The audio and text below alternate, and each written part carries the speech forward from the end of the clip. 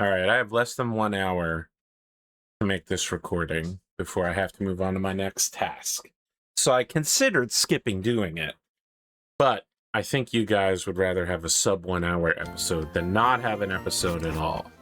Of course, if I'm wrong, this is the moment to let me know in the comment section. The roast begins now. I've been talking to Ratosaurus today about my latest favorite tabletop RPG, which is Godbound. Absolutely incredible tabletop RPG. Love to make it into an actual play, but you kind of need a really special group that's focused. You have to make moves. Speaking of making moves, let's talk about my moves today. I woke up even earlier today, and I got out there, I got that doctor's appointment, fasting blood draw. I'm solidly what they're calling a controlled pre-diabetic. So now I only have to come in once every 6 months rather than once every 3 months. Good A1C. Told me my heart sounded the strongest it's ever sounded, strong and steady. Which is pretty good concern, because when I didn't have a CPAP, my heart grew kind of big, and not in a good way, in a push up on your lungs and cause problems kind of way. So good to hear, good to hear. But on the drive there, someone ran out in front of my car. And so I emergency braked to save their freaking life. I don't know what their problem was. In the process, everything in my car went flying, including my keys. And so I couldn't find my keys in my car before I went to my doctor's appointment. This became really stressful because I knew the keys were in the car, and I have one of those touch start cars. So anyone who just opened one of my car doors could have driven off with my car while I was there. So I was super duper stressed the whole time. But I got the fasting blood draw, and then I went and I had some Burger King breakfast sandwiches. I went to Taco Tuesday. Oh, but before I went to Taco Tuesday with my mom, I dropped off her cases of water at the charity. Someone was a real jerk to me there. I don't know what that was about. That was just strange. They were upset because I'd left my car in the area to unload goods. And they were like, well, I need to unload goods. And I was like, that's great. And I guess they thought I was there to get food rather than give food. And then I opened the back of my car and gestured to the enormous pile of water bottles. And they didn't bother apologizing. Alexa, stop. That's my Amazon virtual assistant letting me know that it's 7 p.m. somewhere. And that somewhere is right here.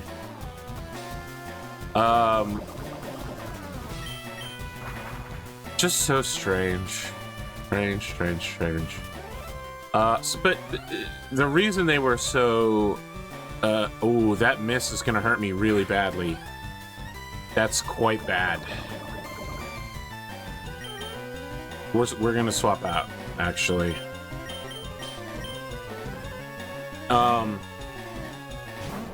Just strange.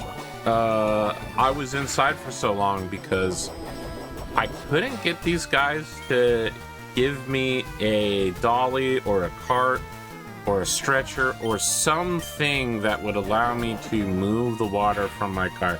They finally found something, and then they sent someone who was in better physical shape than me to load them all up, which I was really appreciative for. And then I got out of the way so the jackass behind me could be a jackass.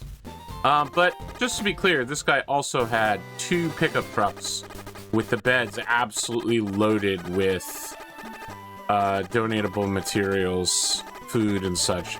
So, like, they're giving stuff to charity. It's hard to be upset about that. But they were also just like a huge jerk to me for literally no reason. Like, completely senseless crap. Anyway, I went to Taco Tuesday at a local bar with my mom, and that was nice, but she was like, I guess, dehydrated because I'd done a blunt draw, I didn't want to get a margarita. And then she was dehydrated and had a margarita and was like really fucking drunk. Anyway, I was just glad I was the one driving. But that's pretty normal that I'm the one driving her where she needs to go, so. Also, just to be clear, my mom doesn't normally drink midday margaritas. It's just for when I'm driving her. Just be super clear about that. I don't want people thinking that my mom's some sort of margarita day drinker or something like that, which is fine if that's your style. That's the style you're accustomed to, and you have the sort of lifestyle you can do that, that's fine. That's not how she lives her life, except when she's on vacation, which now that I'm thinking about it, is roughly 1/3 to 1/2 of her life. So maybe she is a margarita day drinker. I think she mostly prefers not Moscato. That's a type of wine. She prefers champagne in juices, mostly orange juice, which is called something.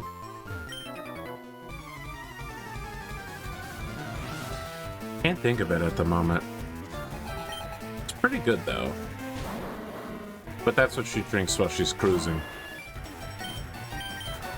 A lot of these cruise companies will give you a free bottle of wine that you can keep in your room, or that they'll store in the steward's deck or something, and then you can send for them to bring it to you. And then you can just get all the orange juice you want, and then you put the wine in the orange champagne in the orange juice. Champagne. Got him with that fly. Clocked him right across the face, wheezing. God, we're so far away from talking about reasonable stuff. It's been a day. Apparently it's supposed to be 110 degrees later this week, and the humidity levels and the wind direction are such that it will still be 70 to 80 degrees at night. Like, the temperature won't go down at night that much. I mean, 30 to 40 degrees is a lot to go down by, but that's not cool. So it will heat up almost immediately with sunrise. It's gonna be brutal. I did go by the trailhead that I normally go to that's been junked up, and it is still junked up. But I didn't have a garbage bag. So I was talking to my mom about it. So she's given me a brown paper bag like you used to get while you were shopping. Old school folks will know what I'm talking about. Like a sturdy, stiff paper bag. And then I'm going to put that inside of a trash bag. And then I'm going to load the trash into the brown paper bag using gloves. And then I've got I got like an extendo arm thing that they have for old people or people with short arms, because I got T-Rex arms. You know what I'm talking about, like grippers or whatever. I feel like if I say grippers, people are going to take that the wrong way because they're weird, sick freaks. But grippers used to refer literally to the thing where, like, it has a pistol-style hand trigger and then two clamps come together. Maybe just one clamp? I don't know. Is each arm a clamp? I think each arm is its own clamp, right? Because you can have a clamp that's just one arm. The arm of a clamp? All right, this is bad news. This is horrible news right here. And I may have to fly back to the Pokemon Center to get around this one.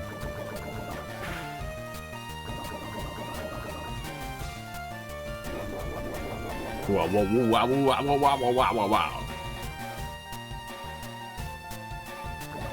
Damn. Arthur's being poisoned. Classic Arthur behavior, honestly. You know, as long as I'm complaining about stuff. I'm gonna complain about people not performing roll call, but that's fine.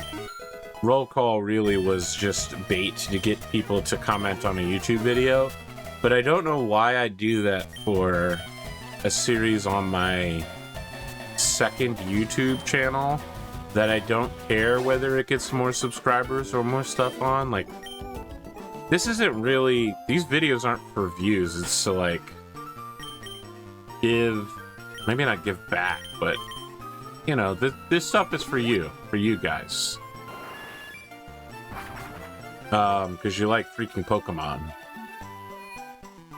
But let me take shots at Spoon to a lesser extent and Dunamis in a huge extent. Maybe I'm just a guy that really has very narrow definition of things and likes there can only be one best friend, you know, that sort of defining of things, that things are extremely specific. I mean, best has a narrow definition. You can't have multiple best friends. In my, I'm not going to say opinion, because that's factual. That's not how the word best operates.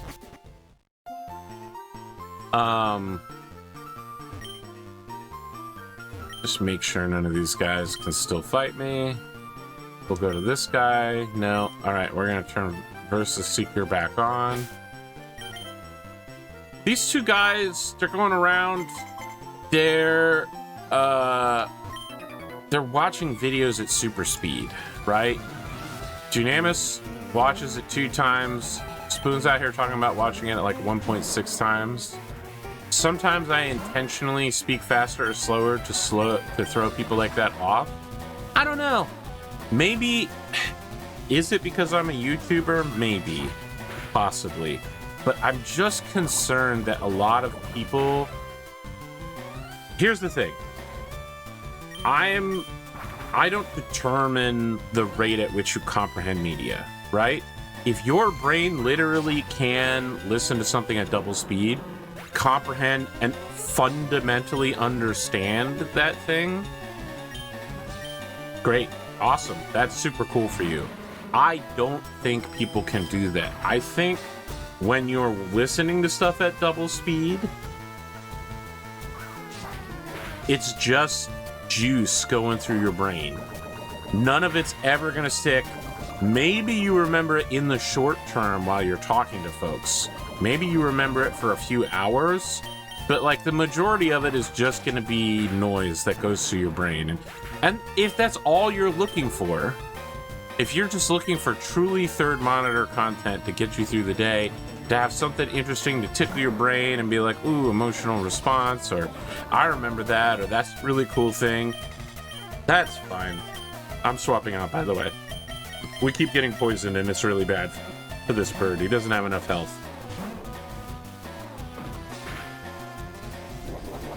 Whoa, whoa, whoa, whoa, whoa, whoa, whoa, whoa. Leftovers. Leftovers. Wow. I'm just concerned when I see people say they're watching stuff really fast. I can't reach into their brain and know how they watch stuff. I don't know whether they're truly retaining any of it, or if retaining things is even their end goal. I don't know that, and I also don't decide that for these people.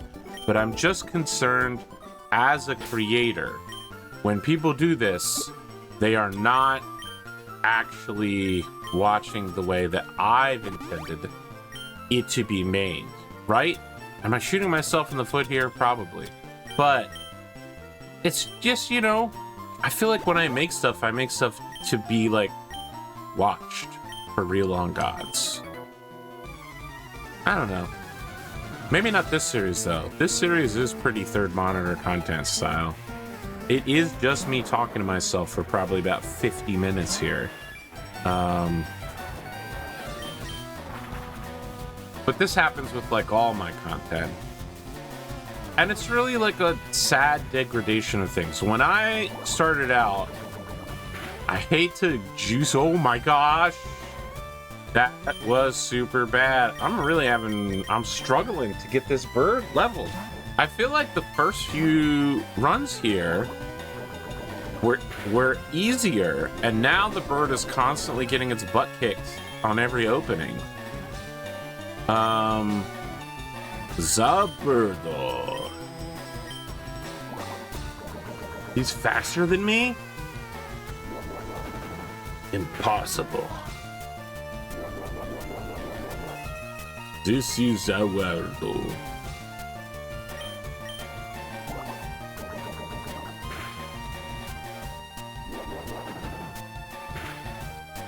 Oh. Damn. I was ramping up to a point, and then I panicked, and now I've forgotten where I was going.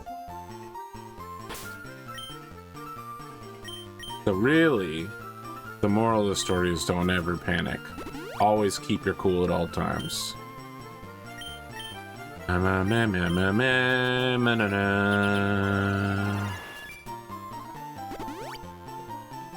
We'll hit him up with another little super pot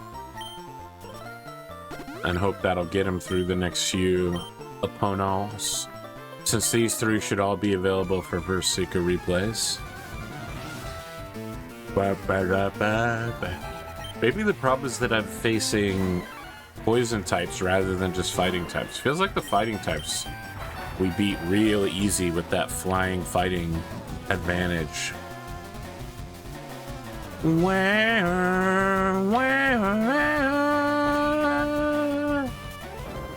Seismic pussy. The bird fly.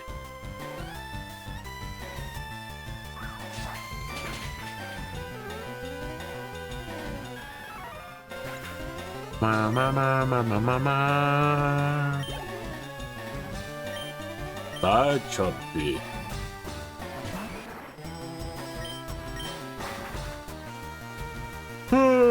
What could I say? I have to uninstall World of Warcraft later tonight, and maybe think about reinstalling Baldur's Gate 3.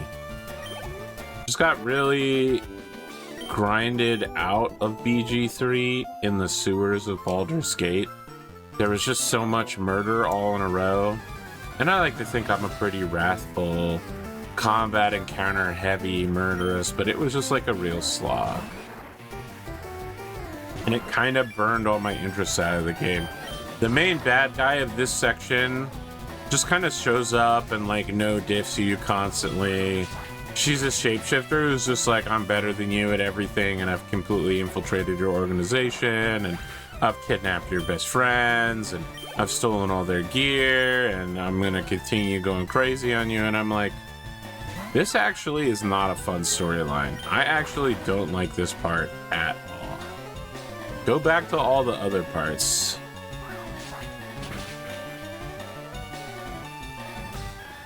I'll say this. I was somewhat less impressed with some of the... How do I talk around this for the youths? There were scenes of romance in a tavern involving some very unusual options that I was shocked to see. Actually, I feel like that was too much, but those who know will know what I'm talking about. And I was just like, this has kind of knocked me out of things. This ain't my style. And I was actually kind of thought it was strange to see who was into some of those options. When my companion started chiming in, I was like, yo, what? Really opened my eyes as to who they really are. I had thoughts about who those people were, but then I learned more about them, and I liked them less as a result. There we go. A one-hit kill. That's what we like to see. It's like a unicycle. That's 2 unicycles, by the way. A second wheel. If only there was some sort of name for it, like tunicycle. 'Cause I just chickened down. I just started watching Dropout's improv musical series, Play It By Ear, and it is amazing. I don't know how I wasn't watching this before, because the improv musical episode of Game Changer was incredible. Make Some Noise is also usually pretty good.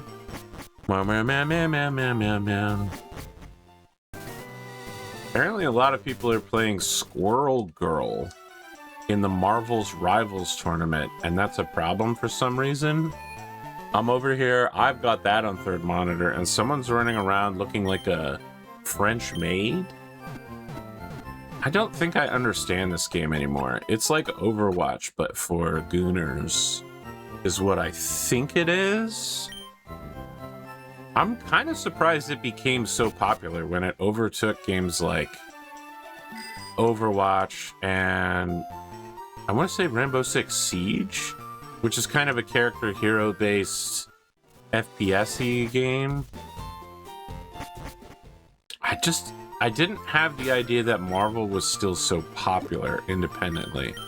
It feels, maybe I've just been perception pilled, but I've felt like since the end of the Infinity War saga and we entered into phase whatever and stuff like that, and they've been fumbling at like getting any good movies and content out, it just feels like all enthusiasm for Marvel has really died out quite a bit. So I was surprised that Rivals is like world-class popular.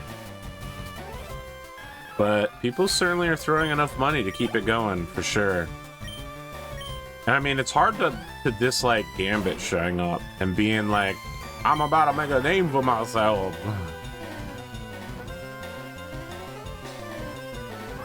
Woo! Oh yeah, sorry, he does woo with the woo! I'm about to make a name for myself.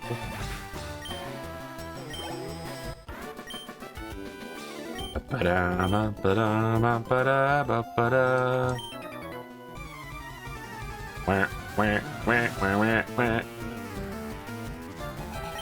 don't know.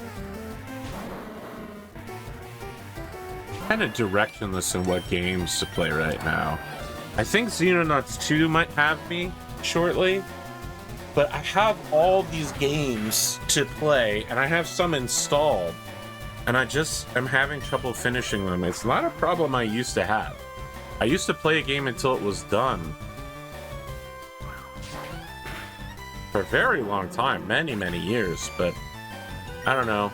Maybe I am getting more ADHD. Maybe I am getting burned out or numb or something. Creatively distraught. Well, I'm certainly creatively distraught, but am I creatively... Is my mind a creative desert? I'm not sure.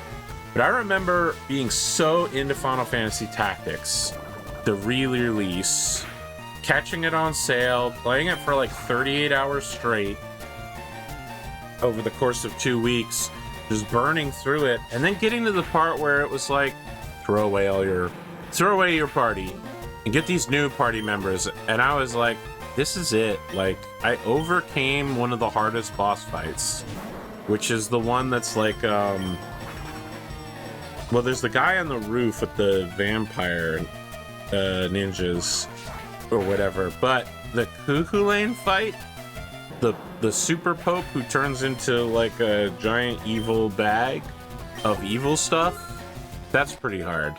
The one before vampire ninjas on the roof is fighting, I want to say he's a minotaur of some kind. And then he summons other copies of himself, and it's just really incredibly tough. When you beat him, so you fight him one-on-one. It's Regraph, and then he summons extra copies of himself, and then your party comes in, and just keeping them alive while trying to kill Regraph is very difficult. And so I use some special tactics to just immediately destroy Regraph, and then destroy second Regraph. Yes, we've had first Regraph, but what about second Regraph? It was a bit overkill-y, but you kind of need it for that fight. It's actually, I think Tactics is kind of a tough game, especially if you aren't building specifically for those fights. I mean, the walls and cliffs of Tactics are legendary at a level that defines something like Fire Emblem fights.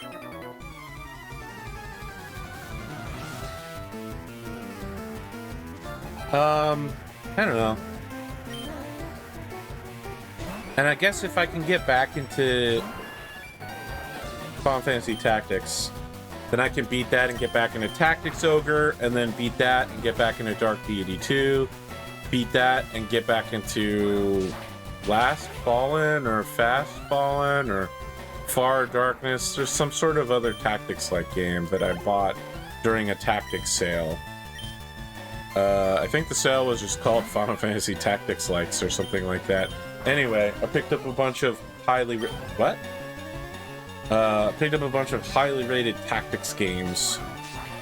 Tactics Likes. And then I played like an hour or two of them, and then they've just been kind of sitting around. It feels like I'll always be drawn back to Crusader Kings 3 and Victoria 3, and I keep wanting to play Stellaris, then missing it. I don't mean missing like I miss playing it. I mean like I just can't get the energy to start a new playthrough. Stellaris has changed so much since its inception. It was a very different game when it released than what it is now, and it's just so difficult sometimes to be like, it's way more streamlined and way easier, but it's lost some of the crazy flavor it had. And then there's all these different ways to play, and I just like don't know how to approach them. Like, people are like, oh yeah, play as a mega corporation, it's totally different, and I'm like, that's so interesting, but how is it different? How do I play differently like that? Because I got this game to not play like that. I got this game to play like Imperium of Man or whatever it's called, you know, the starting thing. And now there's like nomads, and you can play as a cruise ship passengers that took over the ship and became nomads. And now you eternally run a party cruise ship that's also your entire society and culture. And I'm like, that sounds so interesting. And then you get a review about that, and people are like, actually, that's the worst one. It's one of the hardest ways to play, and it's really buggy and needs to be patched. And I'm like, wow, that's so disappointing. Because that actually sounds super cool, but I'm not sure how they'd execute it. And the reviews are like, yeah, they don't execute it is the problem. It's not a good execution. I'm like, ah, damn. Because that sounds good. Alright, looks like someone's sending me a Discord message, but that's fine. As long as I don't get critical hit and die right here, I should be alright.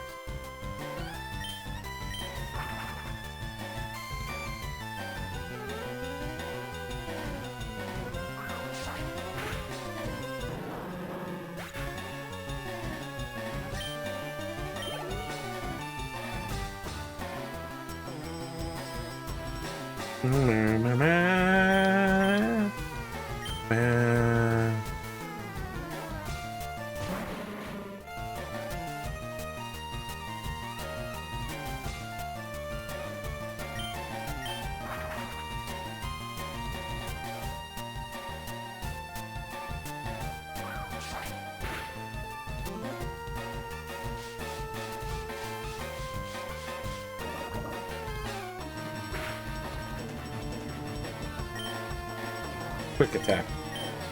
Spoon has sent me a bunch of messages. He's actually talking about Godbound, which I would talk about all day long.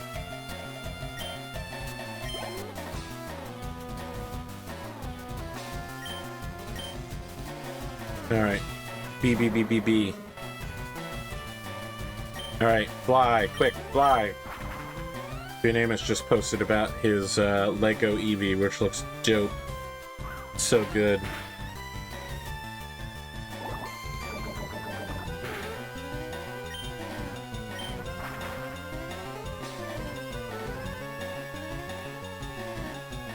Okay, there's some sort of meme on my Discord about someone named Commissar Connington.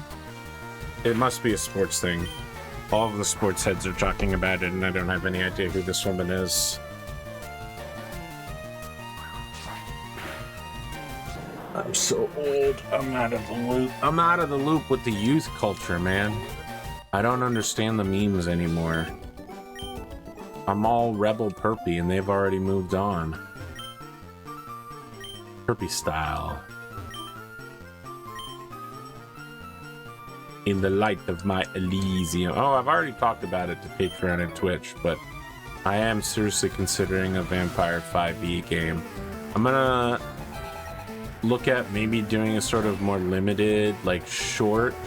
So when I started out, I did do long Adventure Pass, but I also did shows that were inspired by Itney JP's roleplay R&D, which were like 3 to 5 episode long, not one-shots, but just like full story arc of a game, so that you kind of got the idea not just of how the game played, but how it progressed as well, and got kind of like a full story set of it. And I'm thinking of doing that for Vampire, of just doing like little scenarios to kind of ease in my game mastering, the players playing, and get the audience used to my style of running Vampire, because I guarantee you it's not going to be what they're used to.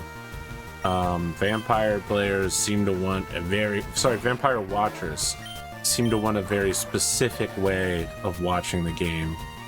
And they've just been kind of mean about it in the past. Here's my pitch. Acclimate or leave. There it is. There's my pitch. If I'm running it, I'm gonna run it like we're the Blood Mafia. You are here to earn. You are here to move up in the world. There's no sitting still. There's no, this is a land of dancing and drama and emo-ness.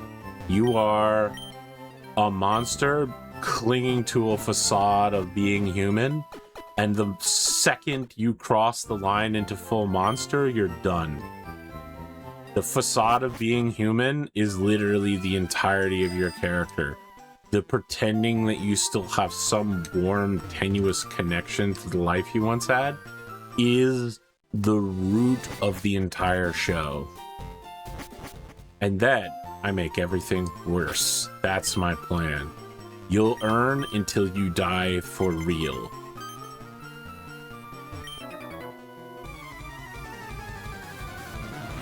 Everybody transgresses in Vampire the Masquerade. There's so many rules, it's nearly impossible to not make mistakes. The issue is, who do you know? Who can help you cover up your mistakes? Who can you call upon to help keep your secrets? What secrets do you know about other people you can use against them? That's the second part of this. Maybe I'd say that's a third part. Part one is you gotta earn. You gotta follow the rules. Part two is you gotta be human and you gotta follow the rules. And part three is you're gonna make mistakes. You're not gonna follow the rules. And who you know and how you apply the secrets you know is everything to staying alive one more night. Ooh, see, I could have said one more day, but I said one more night. That's how you know I've entered into Vampire the Masquerade mode. Boy, there we go. There's my Vampire the Masquerade game master. Oh no, I'm reminded Feather Dance. That's not what I want to do. Oh, but that's not a lot of damage, to be honest. Bleh, roll for initiative.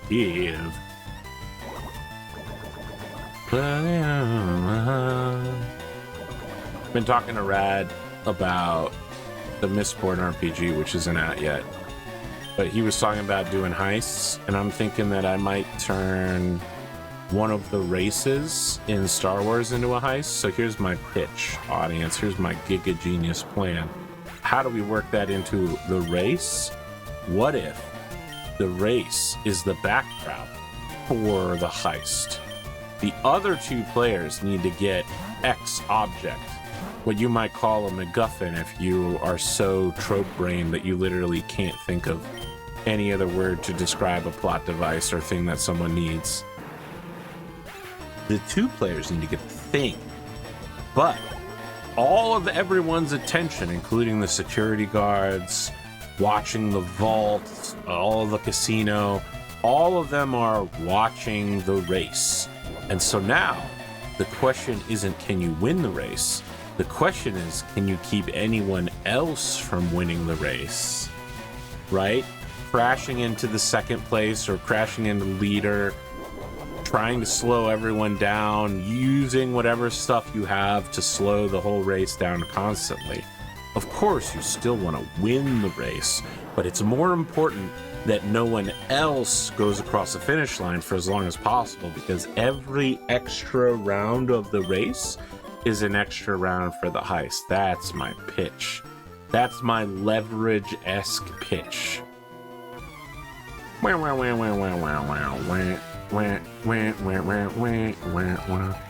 level am I, by the way? I don't want to go too far. Uh-oh, I'm level 44, and I actually needed to go heal. We'll just switch to the Snorlax, and also we should switch to the Snorlax on... Ooh, huge hit. But what if I used a fighting move on you? Does fighting do well against fighting? I guess we're about to find out. Brick Break. It wasn't effective, but it was super normal.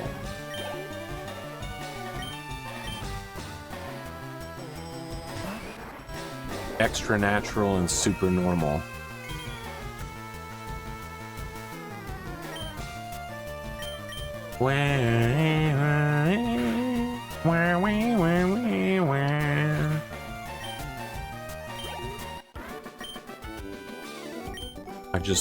I looked over at the Marvel Rivals screen, I saw someone's called Alolan Miku.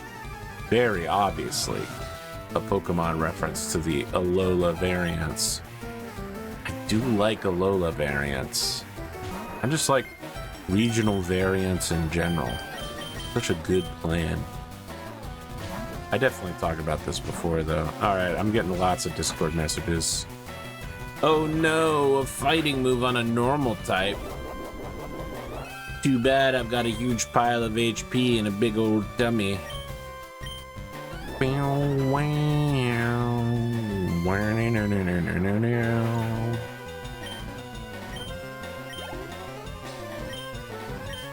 Arthur, use belly drum. Arthur, use Santa Claus impression.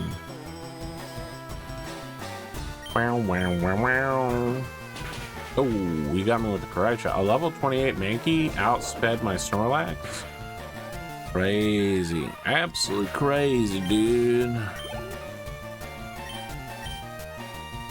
We're probably gonna call it here. I'm getting so many messages and I'm gonna take a little nap before my next thing. Thought maybe I'd just lie down on the floor, close my eyes, look up at a dark ceiling, and meditate for like 5 to 10 minutes. You guys ever do that? Sometimes I talk about it and people look at me like I'm crazy, but I think that just like gathering stability, focus, just letting your mind, it's like a form of meditation to some extent, but just kind of taking a minute. I started talking about it, that I do that after seeing Cyril do it in Andor season, I'm gonna say 2. But then I saw people trash talking that, like he's crazy or something, and I'm like, wow, this hurts, because I personally also perform this thing that he does. Oh, is that the end screen? Oh, shoot. Well,